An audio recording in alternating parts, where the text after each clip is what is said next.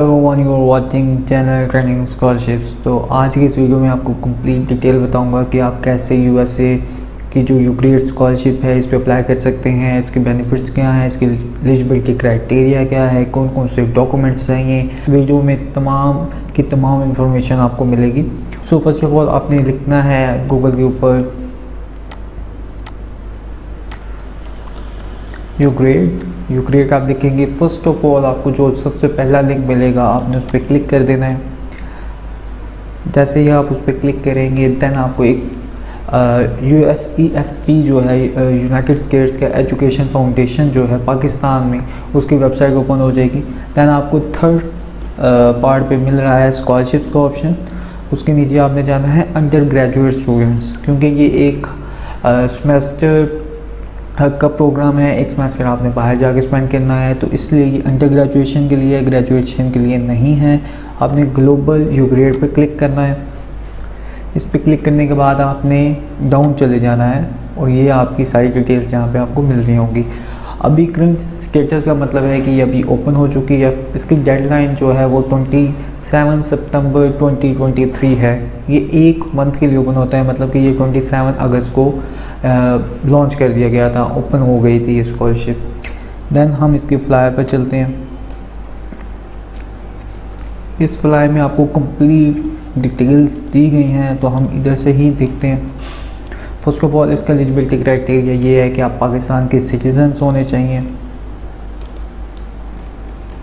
उसके अलावा younger than 25 years, currently enrolled होने चाहिए यूनिवर्सिटी में, कि अगर आप अपने थर्ड सेमेस्टर में हैं, फिफ्थ सेमेस्टर में हैं तो आप अप्लाई कर सकते हो। मतलब जब भी आपने अप्लाई करना है तो आपके पास एक ईयर जो है आपके सेमेस्टर के बाद आपके पास स्पेयर पड़ा होना चाहिए, जिसमें आप जो है ये जर्नी कंटिन्यू करोगे। 14 से 15 ईयर्स ऑफ फॉर्मल एजुकेशन, और आपकी जितनी भी एप्लीकेशन के डॉक्यूमेंट्स हैं वो आपने ऑनलाइन सबमिट करने हैं। तो एप्लीकेशन की जो ओल्ड ट्रांसक्रिप्ट है, मतलब कि आपकी जो बैचलर की ट्रांसक्रिप्ट है वो आपने अपलोड करनी है, और जितने भी रिसेंट आपके पास डॉक्यूमेंट्स हैं वो करने हैं। इन एलिजिबल कौन है? सिर्फ इसमें इन एलिजिबल का इतना ऐसे बहुत से कम सिनेरियोज होते हैं। मतलब कि आपके पास डुअल नेशनैलिटी है, आप यूएसए में भी रहते हैं, आप पाकिस्तान में भी रहते हैं। सेकेंडली आप जो है कुछ फुल ब्राइट ऑर्गेनाइजेशंस हैं, या यूएसए की स्टेट्स हैं, या यूएस एड में हैं, तो आपके पेरेंट्स काम कर रहे हैं, आपके चिल्ड्रन, स्पाउस, सिबलिंग्स वगैरह, तो आप जो है नहीं जा सकते। थर्डली आप जो अपने फाइनल ईयर में हो, तो फाइनल ईयर के स्टूडेंट्स जो हैं वो भी इनएलिजिबल हैं। देन जो है उन्होंने एक नीचे नोट दिया गया है रेड बॉक्स में कि जो भी वुमेंस हैं, डिसेबल हैं, या KPK में हैं, मतलब कि हमारी बलूचिस्तान की साइड्स में है, AJK आज़ाद कश्मीर वाली साइड्स पे, तो उन्हें इनक्रेज किया जाता है कि वो अप्लाई करें। इसके बेनिफिट्स क्या हैं? आपको राउंड ट्रिप मिलती है, आपको ट्यूशन फ़ी, हाउसिंग फ़ी, मील्स वगैरह आपको फ्री मिलती हैं, आपको बुक्स फ्री मिलती हैं, एक्सीडेंट और सिकनेस कवरेज मिलती है, जिसको हम हेल्थ इंश्योरेंस कहा जाता है। मंथली मेंटेनेंस अलाउंस मिलता है, वो भी अप्रोक्सीमेटली $900 है, और इसकी डेडलाइंस वगैरह बताया गया है। उसके अलावा प्लीज़ नोट में एक छोटा सा बॉक्स है जिसमें उन्होंने लिखा हुआ है कि आपको कोई भी डॉक्यूमेंट जो है वो हार्ड कॉपी शेयर नहीं करनी, ना यूएसए के एम्बेसी में, ना ही किसी इदारे में आपको भेजनी है अमेरिका में।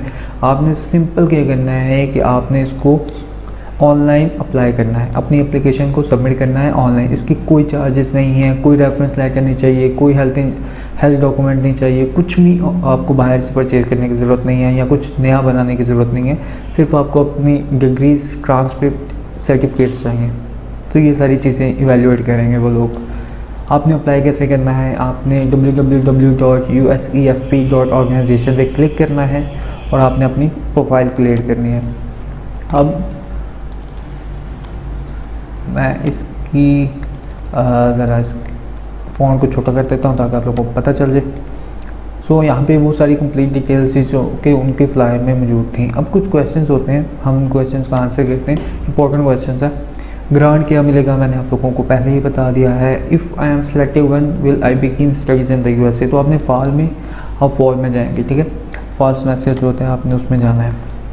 देन आपको टोफल वगैरह की, आइल्स की कोई ज़रूरत नहीं है।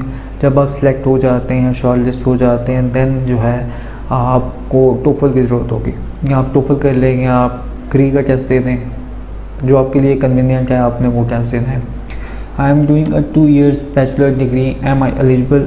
जी आप एलिजिबल हो अगर आप अपने फर्स्ट सेमेस्टर में हो, क्योंकि आपकी सेकेंड ईयर होना चाहिए आपके पास, क्योंकि आपके 2 साल का है, तो मतलब फर्स्ट ईयर में आप हैं तो आप एलिजिबल हैं, अगर आप सेकेंड ईयर में हैं तो आप एलिजिबल नहीं हैं। हम देख लेते हैं मेडिकल के स्टूडेंट्स भी अप्लाई कर सकते हैं, कुछ कोर्सेज होते हैं मेडिकल के भी। आपको रेफरेंस लेटर अभी नहीं चाहिए, जैसे कि मैंने कहा कि जब आप शॉर्टलिस्ट हो जाते हैं आपको वो फाइनलाइज कर देते हैं, देन आपने ये चीज़ें प्रोवाइड करनी है। कोई भी ओरिजिनल डॉक्यूमेंट, कोई भी एप्लीकेशन फॉर्म, कोई भी डॉक्यूमेंट्स जो है वो आपने किसी भी इदारे में नहीं शेयर करना, आपने सिर्फ़ और सिर्फ ऑनलाइन अप्लाई करना है। तो अब हम चलते हैं अप्लाई करने की तरफ। आपने ये थर्ड ऑप्शन यहाँ पे आपको मिल रहा होगा, स्टार्ट एप्लीकेशन पे क्लिक करना है। आपके पास वो फ्लायर ओपन हो जाएगा जो हमने पहले ही इसको देखा है, आपने इस पर कंटिन्यू क्लिक करना है। कंटिन्यू के बाद आपने स्टार्ट न्यू एप्लीकेशन पे क्लिक कर देना। जब आप स्टार्ट न्यू एप्लीकेशन पे क्लिक करेंगे आपके पास एक रजिस्ट्रेशन फॉर्म ओपन होगा। रजिस्ट्रेशन फॉर्म का मतलब है कि आपने यहाँ पे अपनी ईमेल लिखनी है, उसको कंफर्म करना है और अपना CNIC लिखना है। अब कुछ लोग होते हैं कि वो कहते हैं हमारा CNIC बना नहीं है, तो हम क्या लिखेंगे कि आपके बे फॉर्म के ऊपर एक नंबर होता है, वही आपका CNIC नंबर होगा।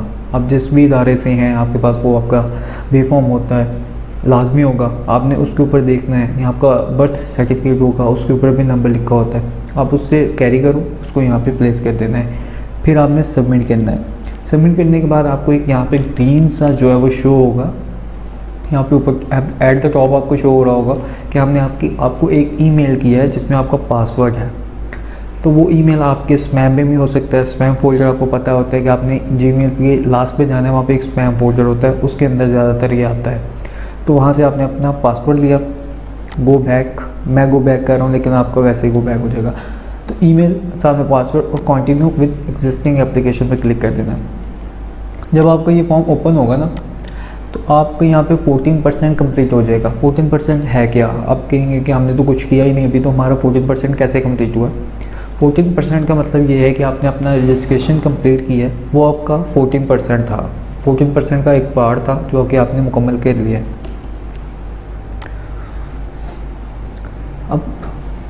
अभी आपको कुछ इंस्ट्रक्शंस दी गई हैं और अंडर ग्रेजुएशन एक्सचेंज प्रोग्राम्स हैं, कंप्यूटर साइंस है, जर्नलिस्ट है, US स्टडीज़ है, फिज़िक्स है, इंजीनियरिंग के हैं, एजुकेशन है, तो मतलब काफ़ी प्रोग्राम्स हैं।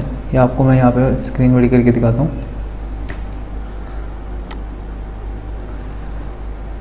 देखें ये सारे प्रोग्राम्स जो हैं ये उनके पास अवेलेबल हैं, मतलब कि अगर आप इनमें से किसी भी प्रोग्राम में हैं तो आप इजीली जा सकते हो। इंजीनियरिंग के हो किसी भी हो सकते हैं, mechanical, electrical, computer and biochemical, तो मतलब आप किसी में भी हैं तो आप एलिजिबल हो जाने के लिए। देन आपने क्या करना है, एट द लास्ट पे आपको एक स्टार्ट एप्लीकेशन पे क्लिक करना और आपका ये सारा सिस्टम स्टार्ट हो गया।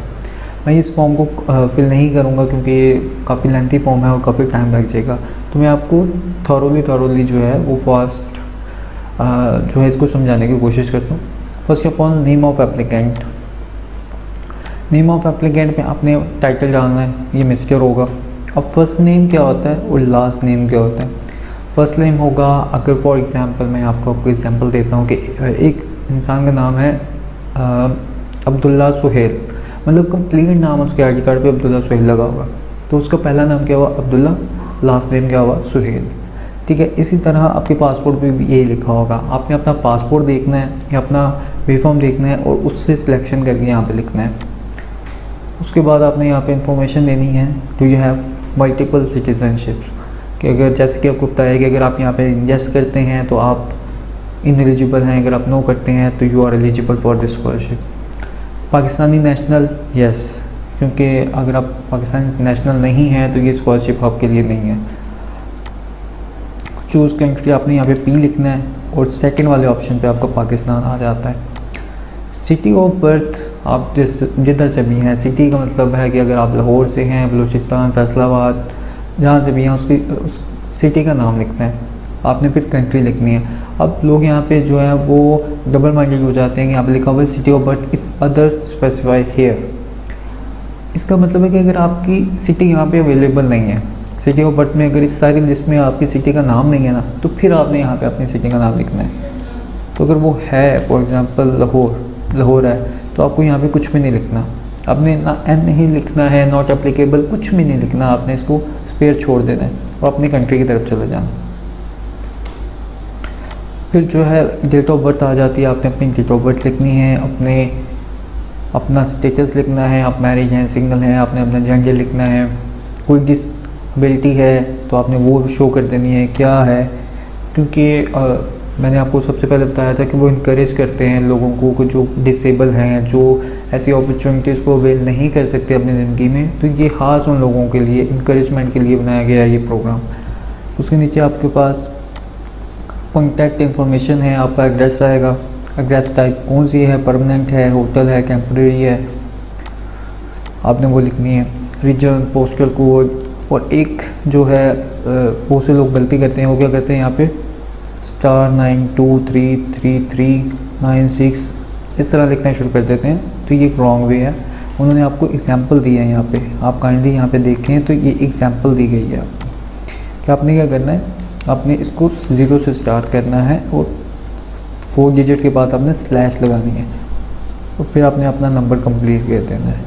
तो ये आपका नंबर है, इस तरह से इसको राइट करना है आपने।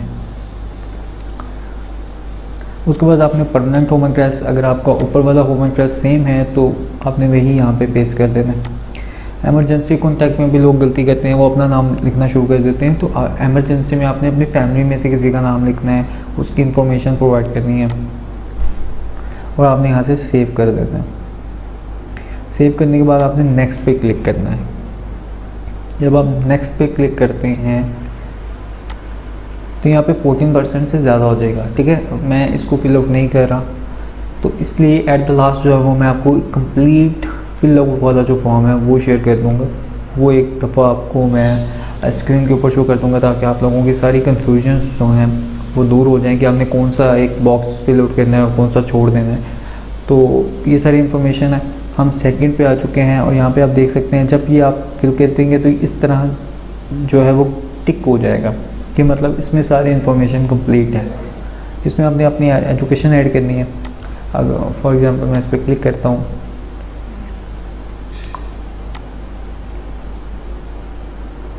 आप रोल हैं, मतलब अगर आप बैचलर्स अभी कह रहे हैं, आपने यस किया, आपने यहाँ से अपनी डिग्री नेम सेलेक्ट की, बैचलर्स 4 ईयर, आपने उसकी स्टार्टिंग मंथ देखा, स्टार्टिंग ईयर क्या था, मंथ क्या था, वो सारी इन्फॉर्मेशन दी, कब तक एक्सपेक्ट है कि आप कंप्लीट कर लेंगे।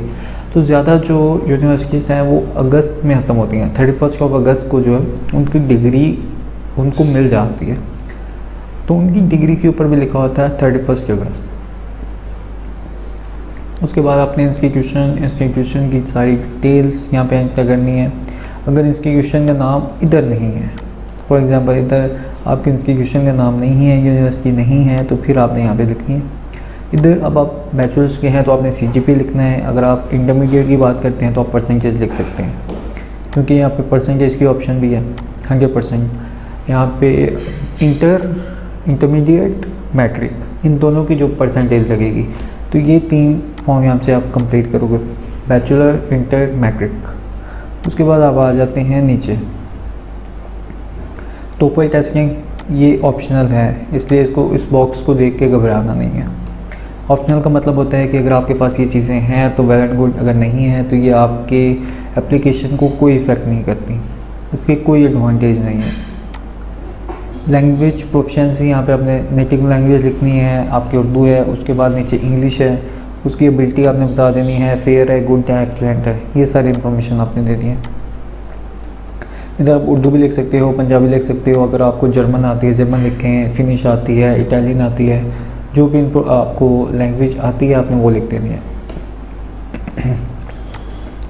यहाँ पे आपने यूनिवर्सिटी के कोर्सेज देने हैं, यहाँ पे लिखा होगा note list below in English of few university courses you have taken and the grade you received. मतलब कि अगर आपने यूनिवर्सिटी में कोई थोड़े से कोर्सेज इंग्लिश में पढ़े हैं तो आपने उनकी इन्फॉर्मेशन देनी है और उसकी लिमिट है 15 क्रेडिट और, मतलब कि आपने कुछ 5 ऐसे कोर्सेज पढ़े हो इंग्लिश में तो फिर आप एलिजिबल हैं इसके लिए, इस एप्लीकेशन के लिए। लेकिन अगर आपने होल यूनिवर्सिटी में कोर्सेज इंग्लिश में पढ़े हैं तो दैन जो है वो इससे कोई मैटर नहीं करती ये चीज़। उसके बाद आता है propose field of study in the USA. आपने लिखना है यहाँ पे engineering, aeronautical engineering, architecture, biomedical, chemical, civil, computer, electrical, electronic engineering management, industrial engineering, mechanical, mining, petroleum, software, space, telecommunication, environmental engineering, environmental studies. तो मतलब सारी information यहाँ पे बहुत से कोर्सेज हैं। तो ऐसा किसी स्टूडेंट का ऐसा कोर्स नहीं होगा जो इसमें ना अवेलेबल हो। तो मेजॉरिटी ऑफ कोर्सेज आपको यहाँ पे अवेलेबल है और आप में से कोई भी अगर इन कोर्सेज में जाना चाहता है तो वो इजीली जा सकता है। ऐसा कोई भी नहीं होगा कि जिस कोर्सेज में अवेलेबल नहीं है। करंट एकेडमिक इंस्टीट्यूशन की सारी डिटेल आपने देनी है, ठीक है, जैसे आपने पहले दी थी। अगर आपके इंस्टीट्यूशन का नेम नहीं है तो आप लिख सकते हो पाकिस्तानी कॉलेज वगैरह वगैरह, तो मतलब ये लिखा होगा, ठीक है। आपको यहाँ पे दोबारा से आपने वो इन्फॉर्मेशन उनको देनी है ना जो आपने ऊपर लिखी थी। मैं यहाँ पे लिख देता हूँ यूनिवर्सिटी ऑफ यूटी लाहौर, ठीक है। अब अगर आपकी यूनिवर्सिटी नहीं है तो आप यहाँ से लिख के इसके साथ, मतलब अब मैं आपको बताता हूँ कि इसका मायने क्या है। इंस्टीट्यूशन नेम इफ़ अदर, कुछ ऐसी यूनिवर्सिटीज़ हैं जो एफिलिएटेड हैं यूटी से और उन यूनिवर्सिटीज़ का नाम जो है इस कैटेगरी में नहीं आता, लेकिन आपने स्पेसिफाई करना होता है ना, तो आप उसके साथ देख सकते हो इंस्टीट्यूशन नेम अगर कोई भी यूनिवर्सिटी है आपकी। लास्ट एकेडमिक इंस्टीट्यूशन फिर वही आएगा, आपकी लास्ट जो थी वो क्या थी, करंट भी वही है, लास्ट भी वही है।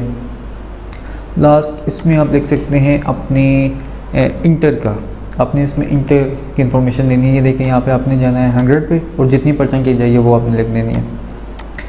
उसके बाद आपने प्रेजेंट कोर्स ईयर कितने में है, 3rd ईयर में है आप, सेमेस्टर कौन सा चल रहा है, मेरा 5th चल रहा है।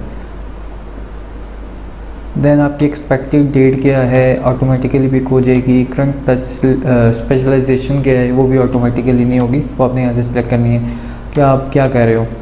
फॉर एग्जांपल मैं इंजीनियरिंग में इलेक्ट्रिकल इंजीनियरिंग कर रहा हूँ तो हमने इसको सेव कर देना है, ये सारा फॉर्म हो जाएगा। देन जाना है आपने नेक्स्ट पे क्लिक करना है, इसको आपने अपने साथ साथ सेव कर लेना है और यहाँ पे जो एप्लीकेशन इंस्पेक्टर है वो आपको सारी इन्फॉर्मेशन दे रहा होगा। अगर कोई यहाँ पे रेड में आ जाता है तो मतलब इनकम्प्लीट है, अगर ग्रीन पे है तो मतलब आपने इन्फॉर्मेशन भी यहाँ पे पुट करनी है, और अगर ग्रीन के ऊपर टिक हो जाए तो मतलब आपकी इन्फॉर्मेशन कंप्लीट है। देन हम एडिशनल इन्फॉर्मेशन पे चलते हैं। प्रीवियस वीज़ा इन्फॉर्मेशन, अगर कोई भी आपका रिजेक्शन हो गया तो आपने वो J1 वीज़ा जो होता है वो होता है आपके लिए विजिट वीज़ा होता है शॉर्ट ड्यूरेशन का, वो बताना है। F1 वीज़ा स्टडी का वीज़ा होता है, अगर वो आपका हुआ है तो आपने वो बताना है। अगर आप किसी भी रीज़न की वजह से USA होकर आए हैं तो आपने ड्यूरेशन वगैरह बतानी है। Non academic activity, this is one of the most important part of this application कि आपने यहाँ पे अपनी नॉन एकेडमिक एक्टिविटीज़ बतानी है। मेजॉरिटी ऑफ द स्टूडेंट्स जो भी USA के इस प्रोग्राम में जाते हैं यू ग्रेड में, उनमें लीडरशिप क्वालिटीज़ चेक की जाती हैं, उनका वर्क एक्सपीरियंस, वॉलंटियर पोजीशन वगैरह नहीं देखी जाती, लेकिन वॉलंटियर उनका वर्क देखा जाता है कि वो किस तरह का काम करते हैं अपनी सोसाइटी के लिए, किस तरह बहादुर कर रहे हैं या क्या उनमें लीडरशिप क्वालिटीज़ हैं। तो ये सारी इन्फॉर्मेशन देखी जाती है। और आप यहाँ पे देख भी सकते हैं, उन्होंने लिखा हुआ please note that all as well you may add up to 10 activities. आपने इसमें 10 कम से कम 10 एक्टिविटीज़ डालनी, अप टू मतलब कम से कम 10 आप डाल सकते हो। अगर आपके पास 2 हैं आप 2 एंटर कर दें, 3 है 3 एंटर कर दें, और अगर आपके पास 12-13 हैं तो उनमें से आप चूज़ करके कुछ 10 डाल सकते हो। उसके अलावा हम 24 वाले एडिशनल इन्फॉर्मेशन में आ जाते हैं कि कभी आप अरेस्ट हुए हैं तो आपने ये इन्फॉर्मेशन ऐड करनी है और उसकी सारी इन्फॉर्मेशन देनी है। अब कभी यूनिवर्सिटी से एक्सपेल किए गए हो, कोई भी ऐसी रीज़न की वजह से आपको एक्सपेल करती हो तो आपने बताना है, फिर आपने सेव करके नेक्स्ट पे चले जाना है। नेक्स्ट के बाद this is one of the most important. अब 2 चीज़ें इसमें बहुत ही इंपॉर्टेंट हैं। पहली चीज़ आपकी एडिशनल इन्फॉर्मेशन, जिसमें वो एक क्वेश्चन पूछे जा रहे हैं आपसे कुछ इन्फॉर्मेशन पूछी जा रही है, आपकी एक्टिविटीज़ पूछा जाता है, नॉन एकेडमिक एक्टिविटीज़। सेकेंडली आपसे पूछा जा रहा है आपकी personal statement, and this science shows कि ये हमें चाहिए ही चाहिए। इसमें आपकी जो वर्ड्स की लेंथ है वो 200 से 250 वर्ड्स तक है और आपने ये सारी इन्फॉर्मेशन देनी है। फर्स्ट क्वेश्चन, आपके इंटरेस्ट, पर्सनैलिटी, एकेडमिक ऑब्जेक्टिव्स, आपके गोल्स, आपकी पर्सनल डेवलपमेंट, रीज़न कि आप क्यों परस्यू करना चाहते हो अपने यूएसए में आगे स्पीकिंग्स को, क्या इंटरेस्ट हैं आपके, और ये सारी इन्फॉर्मेशन आपने देनी है। आप कुछ नोट लिखा गया, उन्होंने कहा है any text exceeding the given word limit will not be saved. मतलब कि अगर आप यहाँ पे 250 वर्ड्स की लिमिट है मैक्सिमम, तो अगर आप यहाँ पे 255 वर्ड्स लिखना चाहते हो तो इज़ इट नॉट पॉसिबल। आपको कंसाइज करना होगा अपने पैराग्राफ को।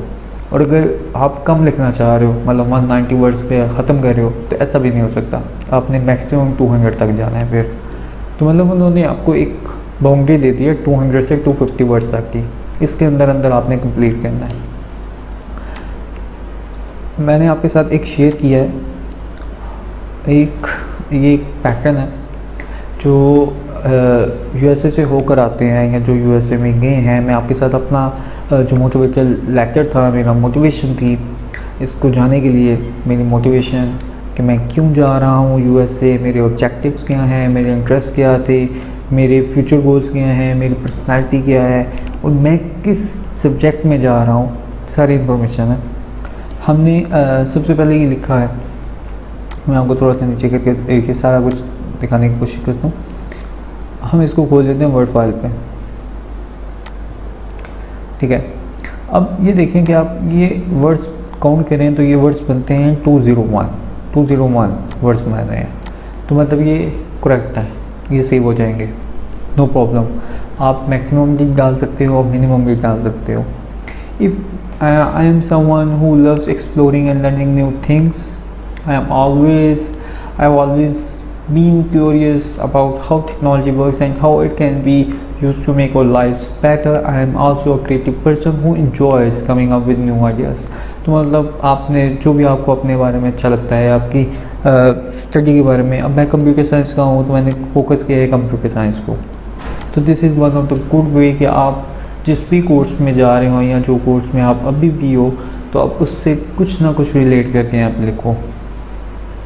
उसके बाद अपने पर्सनालिटी को लिखो, यूएस से जाने का मकसद लिखो, उसमें आपको क्या चीज़ सबसे ज़्यादा अमेजिंग लगी, आपको एक्साइटिंग हुई कि आप अपनी स्टडी एक सेमेस्टर को ना देखो, आप ये देखो कि आप यूएसए स्टडीज़ के लिए जा रहे हो। तो क्या रीज़न है ऐसे कि आप जो एग्जामिनर है या जो इवेल्यूएट कर रहे हैं आपको फॉर्म को, उसको वो अच्छी लगे, तो अपनी वो चीज़ यहाँ पे डिफ़ाइन करके लिखनी है। तो सिंपली आपने क्या करना है कि आपने इन 1 2 3 4 आप वन पैराग्राफ में लिख सकते हो, आप 2 पैराग्राफ लिख सकते हो, आप 1 बाय 1 इन क्वेश्चंस का आंसर कर सकते हो। 4 क्वेश्चंस हैं, 4 पैराग्राफ ना दो, लेकिन बस वो यही है कि आप 2 पैराग्राफ में जो है इनको समराइज़ कर दो। देन आपने इसे सेव कर देना है। सेव करने के बाद अब मैं आपको दिखाता हूँ अपने नेक्स्ट करना है। सेव के बाद अब मैं यहाँ पे आपको थोड़ा सा इन्फॉर्मेशन दे रहा हूँ।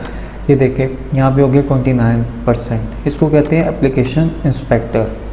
And you can see that कि यहाँ पे ये जो बॉक्स था पर्सनल स्टेटमेंट का, इस पर टिक आ चुका है छोटा सा।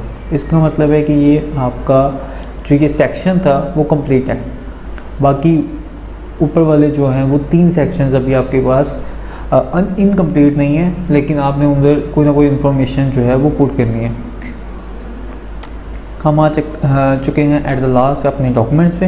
अब डॉक्यूमेंट्स में आपको चाहिए आपकी ट्रांसक्रिप्ट जो कि लाजमी है, डिग्री आपके पास ऑप्शनल है, किसी के पास भी नहीं होगी, टेस्ट स्कोर ऑप्शनल है। इधर एडिशनल अपलोड पेज, इधर हम क्या डाल सकते हैं, this is one of the most important. अब लोग क्या करते हैं, स्टूडेंट्स करते हैं कि वो देखते हैं ऑप्शनल है, वो इसको लीव कर देते हैं, छोड़ देते हैं ऐसे। तो ये मेन चीज़ है, आपने इसको लाजमी कंसिडर करना है कि आपने यहाँ पे ज़्यादा से ज़्यादा यहाँ पे लिखा हुआ है कि आप 5 डॉक्यूमेंट्स अपलोड कर सकते हो, कम से कम 3 लाजमी करें। अगर 5 नहीं है 5 करें, वेल एंड गुड, बहुत अच्छी बात है। लेकिन अगर आपके पास 5 डॉक्यूमेंट्स नहीं हैं तो आपने 3 डॉक्यूमेंट्स लाजमी करने हैं। इसके अलावा जो हमारा पर्सनल स्टेटमेंट है, जिसको हम लेटर ऑफ मोटिवेशन कहा जा सकता है, हमारा एसओपी कहा सकता है, स्टेटमेंट का पर्पस क्या है, तो ये सारी जो एक टर्म्स हैं बात एक है लेकिन वर्ड्स जो है अलग-अलग है। तो इसके ऊपर हम एक वीडियो बना रहे हैं जिसमें हम जो है आपको कंप्लीट इन्फॉर्मेशन प्रोवाइड करेंगे कि how you can make your SOP effective. आप क्या लिखोगे, कैसे लिख सकते हो, क्या लिखना चाहिए आपको अंदर, और कैसे आप कंसाइज कर सकते हो। क्योंकि जब आप लिखना शुरू करते हो ना तो वो 1-2 पेजेस बन जाते हैं, तो उसको कैसे कंसाइज करना है, कैसे आपको इवैल्यूएट करोगे कि ये सेंटेंस इंपॉर्टेंट है बाकी सबसे।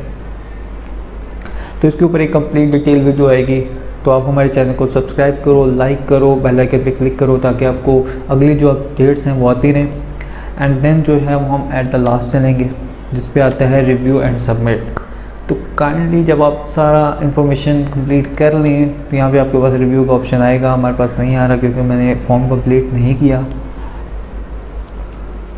तो आपने जो है उसको रिव्यू लास्ट में करना है। रिव्यू में आपकी सारी इन्फॉर्मेशन आ रही होगी जो आपने फिलआउट किया, और कोई ऐसा बॉक्स जो इम्पोर्टेंट हो यहाँ पे आपको लगे कि मैंने उसको लीव कर दिया है, तो काइंडली आप दोबारा से जाओ वापस जाओ और फिर उसे जो है उसको कंप्लीट करो। और इसकी डेडलाइन 27 सितंबर है। सबसे पहले मैं आपको बता दूं, इसमें ऐसा नहीं होता कि अब मैंने 27 सितंबर है, मैंने 1 सितंबर को सबमिट कर दिया है तो मुझे लगता है कि मुझे प्रायोरिटी पर रखा जाएगा। ऐसा बिल्कुल भी नहीं है। आप अगर 27 सितंबर के 12 बजे भी ये फॉर्म फिल करके सबमिट करते हो तो आप बिल्कुल ऐसे ही हो जैसे पहले स्टूडेंट्स ने फॉर्म फिल किया। वो कैटेगरी नहीं बनाते हैं कि इसको जिसने पहले किया हमने उसको अलग कैटेगरी में रखना है, जिसने बाद में किया हमने उसको बाद में रखना है। तो ऐसा बिल्कुल भी नहीं है। टेक योर टाइम, अपनी प्रोग्रेस अच्छी करो, अपने फॉर्म को अच्छा कंप्लीट करो, और इसको ऑनलाइन फिल करना है, कोई इतना मुश्किल नहीं है। सिर्फ 3 क्वेश्चंस के आंसर फिल करने हैं आपने। आपके पास आपके एक्स्ट्रा करिकुलर एक्टिविटीज़ के सर्टिफिकेट्स होने चाहिए, या कोई भी ऐसा फॉर्म होना चाहिए जो कि इफ़ेक्टिव हो और आपकी प्रोग्रेस को या आपकी जो प्रोफाइल है उसको स्ट्रॉन्ग करे। इसके अलावा अगर आपने हमारे चैनल को सब्सक्राइब नहीं किया तो सब्सक्राइब करें, लाइक करें और शेयर करें with your friends. Thank you so much. इंशाल्लाह नेक्स्ट वीडियो जो है वो हम आपके एसओपी पर बना रहे हैं। और एट द लास्ट मैं आपको ये बताऊं कि हमने 2-3 जो स्टूडेंट्स हैं जो कि यूएसए की स्कॉलरशिप पे होके आए हैं, हम उसके साथ आपका एक्सचेंज एक प्रोग्राम रखवा रहे हैं जिसमें आपको कंप्लीट इन्फॉर्मेशन मिलेगी। एक माइक्रोसॉफ्ट टीम के थ्रू या कोई भी जूम के थ्रू हम आपका एक इंटरेक्टिव सेशन रखवा देंगे जिसमें आपको कंप्लीट इन्फॉर्मेशन मिलेगी। Thank you so much. अल्लाह हाफिज़।